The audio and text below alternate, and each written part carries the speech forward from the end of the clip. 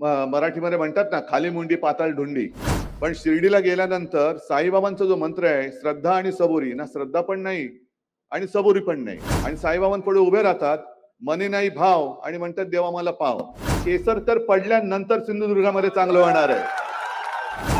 महाराष्ट्र प्रेमी बांधवांनो, भगिनींनो आणि मातांनो,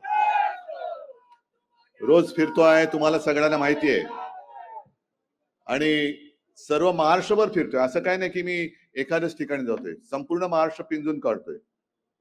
यापूर्वी सुद्धा मी रत्नागिरीमध्ये आलो होतो, आज तुमच्या दर्शनाला आणि तुमचे आशीर्वाद घ्यायला आलेलो आहे. आणि मला खात्री आहे की गेल्या वेळेला एक काय गडबड झाली काय कळलं नाही, पण आपलं नातं शिवसेना आणि कोकण यांचा तोडण्याचा प्रयत्न झाला, संभ्रम निर्माण करण्यात आला. मी तर असं ऐकलं, विशेषतः मी इथल्या सर्व कार्यकर्त्यांना, महाविकास आघाडीच्या कार्यकर्त्यांना सांगू इच्छितो की नंतर माझ्या असं कानावरती आलं की इथल्या काही भागामध्ये अगदी मतदानाच्या दिवशी टेबल टाकण्यात आली होती कुठल्या तरी एका मैदानात. आता ती टेबल कशासाठी टाकण्यात आली होती हे तुमच्या लक्षात आलं असेल. या वेळेला जागे राहा. आणि एवढीच मी विनंती करेन की टेबल त्या दिवसापुरती होती, पण देताना तुम्ही तुमचं आयुष्य त्यांच्या हातामध्ये दिलेलं आहे. कोकण आणि शिवसेना हे नातं फार पूर्वीपासून आहे, काय वेगळं सांगण्याची गरज नाही. पूर्वी सुद्धा ते दिवस मी पाहिलेत जिथे सगळे आपण एकत्र होतो. अगदी आता जी परत आलेले आहेत, राजन तेली परत आलेले आहेत, सुधीर सावंतजी, आपण तर त्या काळामध्ये एकमेकाच्या समोर उभे होतो. आणि आता आपण सगळे एकत्र आलेलो आहोत, कारण आता पटलंय सगळ्यांना की आपलं कोकण म्हणजे आपलं आयुष्य हे गुंडापुंडांच्या हातामध्ये देऊन चालणार नाही.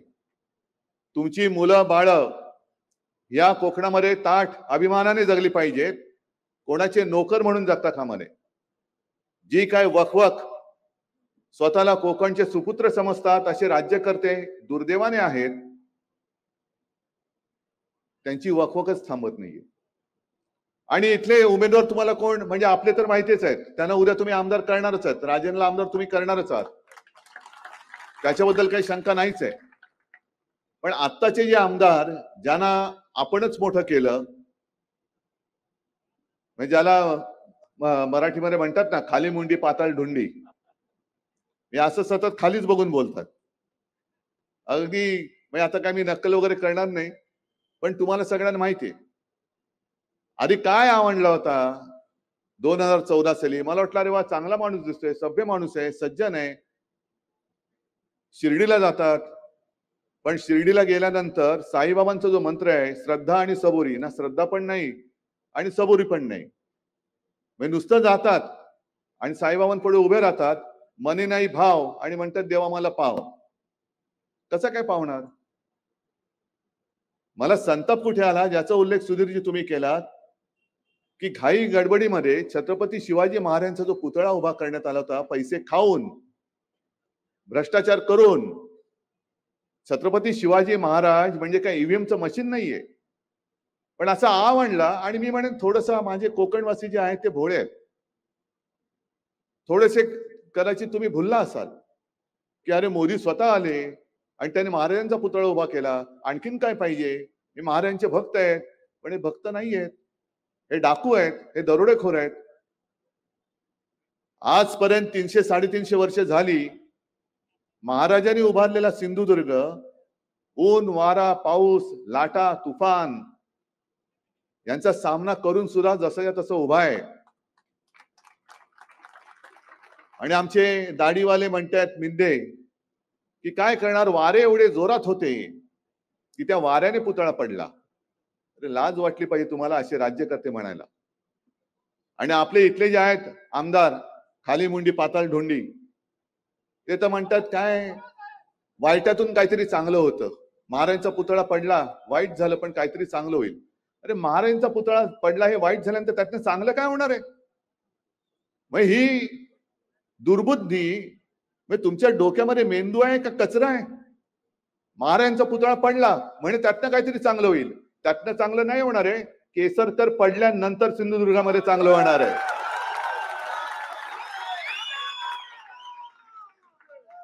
पुतळा पडल्यानंतर वाईटातून चांगलं होईल म्हणताय? लाज लज्जा शरम.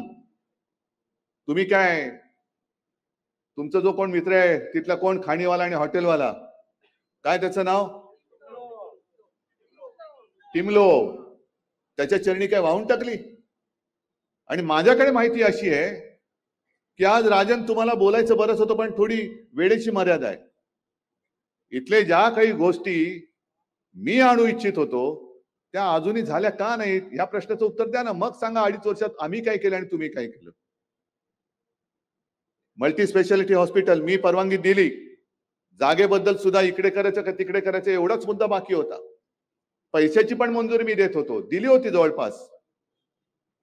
अजूनही हॉस्पिटल झाले, पण आपलं सरकार आल्यानंतर मी तुम्हाला हॉस्पिटल देऊन दाखवीन चांगलं. मी घेतो जबाबदारी. पण मधल्या काळामध्ये जे मी म्हटलं तुम्हाला माझ्याकडे माहिती आहे, हेच महाशय आणि त्यांचे मित्र टिमलो असं ऐकलं, तुम्ही कन्फर्म करा, आपल्या सिंधुदुर्ग आणि कोल्हापूर सीमेवरती फिरत होते जागा शोधायला. जागा शोधतायत कशासाठी? तुमच्यासाठी, शाळेसाठी, कॉलेजसाठी, हॉस्पिटलसाठी, एखादा चांगला विनाश न करणारा प्रकल्प आणण्यासाठी नाही. हे जागा शोधत होते ते अदानीच्या गोल्फ कोर्स साठी शोधत होते, ही माझी माहिती आहे. अदानीसाठी, अदानीचे दलाल बनून तुम्ही माझ्या कोकणामध्ये येता. अदानीचे दलाल बनून तुम्ही माझ्या कोकणवासियांना फसवताय आणि यांच्या हक्काच्या जागा खेचून मग त्या खाणी असतील आणखीन काय असेल सगळं काही ओरबाडून घ्यायचं आणि अदानीच्या चरणी वाहून टाकायचं. एक तर आपल्या हक्काची मुंबई ही तर अदानीच्या घशात घालतातच आहेत, पण मी ठरवलंच आहे सरकार येणार म्हणजे येणारच. आणि सरकार आणल्यानंतर मी अदानीच्या घशात घातलेली मुंबई काढून घेणार परत आणि माझ्या गिरणी कामगारांना तिथे परवडणाऱ्या किमतीमध्ये मी घर देईन. गिरणी कामगार पसरलाय नुसता, कोणी त्याला वाली नाहीये. आणि अदानीचे दलाल, सब कुछ अदानी सबका मालिक. अरे साईबाबा काय सांगत होते, सबका मालिक एक है आणि तुम्ही म्हणता सबका मालिक अदानी आहे. सबका मालिक अदानी आहे. हे माझ्या कोकणाचं अदानीकरण मी होऊ देणार नाही, अजिबात होऊ देणार नाही. विषय सगळीकडे जातोय सारखेच आहेत. प्रत्येक विभागाची वेगवेगळी शेती आहे, कुठे भात पीक आहे, कुठे डाळ आहे, कुठे सोयाबीन आहे, कुठे कापूस आहे. सगळे शेतकरी हे आज त्रस्त झालेले आहेत. आणि आता यांना पाना फुटलाय निवडणुकीच्या तोंडावर. आम्ही शेतकऱ्यांना कर्जमुक्त करू. आम्ही करून दाखवलं आणि सरकार पाडलं नसतं तर मी परत करून दाखवलं असतं आणि सरकार आल्यानंतर मी परत करून दाखवणार आहे. हमी भाव सुद्धा प्रत्येक पिकाला, मग तो काजू असेल किंवा काही असेल, त्याला आपलं सरकार आल्यानंतर आम्ही दिल्याशिवाय राहणार नाही, हे सुद्धा वचन मी तुम्हाला द्यायला आलेले. पण आता यांनी ज्या काही योजना आणलेल्या आहेत, माता भगिनींना आत्ता कळलंय ना, लोकसभेत फटके पडले. अरे इथला फटका तुम्ही द्यायला पाहिजे होता, नको तो माणूस डोक्यावर का घेतला हेच मला कळलं नाही. का घेतला? अरे ते दिवस आठवा ना, कशी गुंडगर्दी होती. म्हणजे तो जो काय काळ होता 2004-2005, मी त्या मतदारसंघात बसलो होतो आणि गाव, वाड्या, वस्ते, पाडी सगळे जे काय होतो मी फिरत होतो. कुठे 20 घरांचं गाव, कुठे 25, कुठे 10, कुठे 15. संपूर्ण एक अशी भयान शांतता होती, भीतीचं वातावरण होतं, दहशत होती. सगळी लोक येऊन बोलत होती. आणि मग मी निघाल्यानंतर एका ठिकाणी एक तरुण धावत आला. मला म्हणाले, उद्धवजी आम्हाला माहिती आहे तुम्ही सगळेजण इकडे आलात, पण म्हणे नंतर निवडणुका झाल्यावर तुम्ही निघून जाल, आम्ही इकडे राहू. आमच्या बघा इकडे अजूनही दिवे नाहीयेत. आमच्या मुली, आमची मुलं ही रस्त्यातनं एकटी दुकटी कधी रात्री अपरात्री यावं जावं लागतं. त्यांचा वाली कोण? उद्या यांनी केलं तर आम्हाला वाचवणार कोण? कोणीतरी इकडे द्या म्हणे की जो ठाण मांडून बसेल आणि आमचं रक्षण करेल. आणि तेव्हापासून विनायक राऊत इकडे जवळपास त्या लोकसभेच्या आधी जेव्हा पहिली लोकसभा जिंकले होते 1.5-2 वर्ष इकडे ठाण मांडून बसले. कधी काय झालं, मी स्वतः एकदा त्या वैभववरती हल्ला झाला, मी स्वतः धावून आलो होतो आणि कोकणने पुन्हा एकदा उभारी घेतली. आज ही उभारी टिकवायची का परत एकदा सगळ्या दरोडेखोरांच्या हातामध्ये तुमचं आयुष्य द्यायचं, हे येणारी निवडणूक म्हणजे तुम्ही ठरवणार आहात. आम्ही तळमळीने बोलतो, तळमळीने बोलतो, कारण हे बघवत नाहीये. ज्या काही गोष्टी इकडे चालल्यात या बघवत नाहीये. म्हणजे मी ग्रामीण भागात गेल्यानंतर शेतकऱ्यांना जो प्रश्न विचारतो तसाच मी तुम्हाला विचारणार आहे आणि शक्यतो तुम्ही नाकारून दाखवा. याने उघड उघड धारावीच्या माध्यमातून मुंबई अदानीच्या घशात घातले. जवळपास 1000 एकर मुंबई ही अडाणीच्या घशात घातले. मग उद्या तुमच्या काजू बागा असतील, आंब्याच्या बागा असतील, भात शेती असेल, काही असेल, जसं हे टिमलोना घेऊन तिकडे गोलकोर्स करायला गेले होते, तसंच तुमच्या सातबाऱ्यावरती अदानीचं नाव लिहिणार नाहीत कशावरून? कोणाकडे दाद मागणार तुम्ही? चंद्रचूडांकडे? चंद्रचूड तर गेले आता. न्याय मागणार कोणाकडे? आणि हे भूत उभं राहतंय. हे भूत आत्ताच नाही जर का गाडलं तर मला नाही वाटत परत कोणी आपल्याला वाचवायला एवढ्यामध्ये उभं राहू शकेल. कारण तुम्ही आणि आम्ही आपण मिळूनच एकमेकाला धीर देऊन आपलं कोकण वाचवायला पाहिजे. हा महाराष्ट्र सगळ्या त्या गुजरातच्या चरणी वाहून टाकतायत. उद्या महाराष्ट्राचा कारभार सुद्धा आज तर चाललाच आहे, उद्या मंत्रालय पण गुजरातला नेतील. या सगळ्या ज्या काही गोष्टी आहेत त्या आत्ताच आपल्याला थांबवायला पाहिजे. बाकी वचननामा तर मी खिशात घेऊन फिरतोच आहे, सगळ्यांना दाखवतोच आहे, तुम्हाला पण देतोय. आणि तुम्हाला वाटायला एवढा वचननामा बस आणि एवढ्यावरती आम्ही तुम्हाला मत द्यायचं. पण त्याच्या मागे मी तो एक क्यूआर कोड दिलेला आहे. मोबाईल मध्ये स्कॅन केला तर तुम्हाला सविस्तर वचननामा येईल. मग त्याच्यामध्ये विनायकजी तुम्ही जे सांगत होतात की 5 जीवनावश्यक वस्तूंचे भाव शेतकऱ्याचं नुकसान होऊ न देता, शेतकऱ्याचं नुकसान होणार नाही, ते 5 जीवनावश्यक वस्तूंचे भाव स्थिर ठेवणार. जसं मुलींना मोफत शिक्षण आहे तसं मुलांना सुद्धा मोफत शिक्षण देणार. हे करणार मी. अनेकदा ट्रीटमेंट घ्यायला गेल्यानंतर खिशात पैसे नसतात. मग जोपर्यंत पैसे भरले जात नाहीत तोपर्यंत ट्रीटमेंट उपचार सुरू होत नाहीत. मग काय करायचं? तर 25 लाखापर्यंत कॅशलेस मेडिकल सेवा हे सुद्धा आपली सरकार देणार आहे.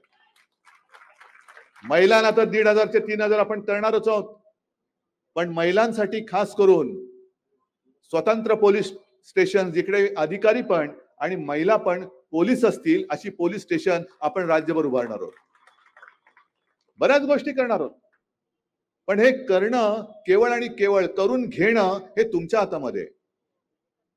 आज यांनी ज्या काही घोषणा केल्यात महिलांना 1500 रुपये, अहो मोदीजी तुम्ही 15 लाख देणार होता ना, आणि 1500 का देताय? आता यांच्या सगळ्या योजना यांची सगळी तोंड उघडायला लागली. आजपर्यंत भाव फक्त गद्दारांनाच होता, तुम्हाला आम्हाला नव्हता. पण आता एकदा निवडणुकीत लोकसभेत फटका दिल्यानंतर त्याच्यानंतर लाडकी बहिणींना आठवली, त्याच्यानंतर शेतकऱ्यांचं कर्ज माफ करायला पाहिजे ते त्यांना आठवलं, त्याच्यानंतर आणखीन जो काही यांचा जुमलानामा आहे तो त्यांना आठवायला लागलेला आहे.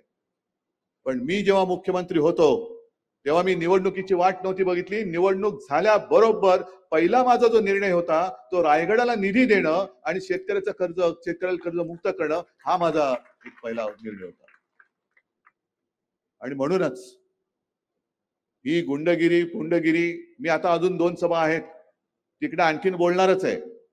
मध्ये कोणीतरी मला आव्हान दिलं, हेलिकॉप्टरने येऊ नका, रस्त्याने या. ओ रस्त्यानेच येतो, रस्त्यानेच जातो. पण पुतळा पडल्यानंतर ही शिवद्रोही माणसं, आपली माणसं तिकडे गेली होती, आदित्य पण गेला होता, विनायक होते, सगळी तुम्ही कोकणवासी तिकडे गेलात. त्याच्यामध्ये हे शिवद्रोही माणसं ठाणाणा करत बसले. ही शिवद्रोही आहेत, महाराष्ट्रद्रोही आहेत. म्हणूनच मी माझ्या भाषणाची जी सुरुवात करतो, माझ्या महाराष्ट्र प्रेमी बांधवांनो, भगिनींनो आणि मातांनो, ही जी लोक आहेत ही आपली द्रोही आहेत. म्हणजे आमच्यावरती तुम्ही आरोप जरूर करा, ते राजकारण आहे. पण तुमची काळी कृत्य जी आहेत ती आजपर्यंत खूप झाली. दुर्दैवाने चुकून गेल्या वेळेला कसं बस यांचं घोडं गंगेत नाहलं. पण आता ही चूक होऊ देऊ नका. आता मला इथपासून म्हणजे तळ कोकणापासून थेट राजापूर, रत्नागिरी तिथपर्यंत जोपर्यंत सगळं कोकण आहे तसं कोकण, इथून मुंबईपर्यंत कोकणच आहे. सगळीकडे आपला भगवा डौलाने फडकला पाहिजे. आणि मी धन्यवाद देतोय काँग्रेसला पण आणि राष्ट्रवादीला पण की तुम्ही सगळेजण आघाडीचा धर्म पाळता आहात. काही जण बंडखोरी करतायत महाराष्ट्रद्रोह्यांना मदत करायला.